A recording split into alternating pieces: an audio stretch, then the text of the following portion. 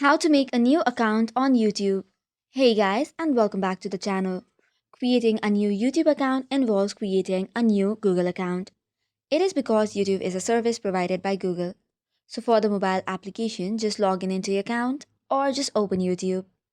Then after, go to the profile and tap on switch account.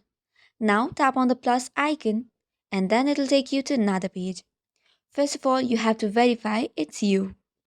After the info has been checked and verified, you will have to now click on Create Account.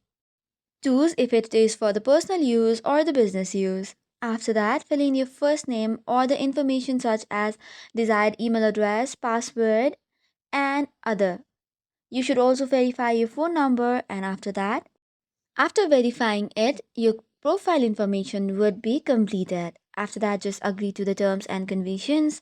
And after the setup has been complete, you'll be automatically signed into YouTube. So this is how you can create a new Google account along with a new YouTube account. That is all for today's video. For more such contents, do not forget to hit the like and subscribe button. Thank you and keep watching.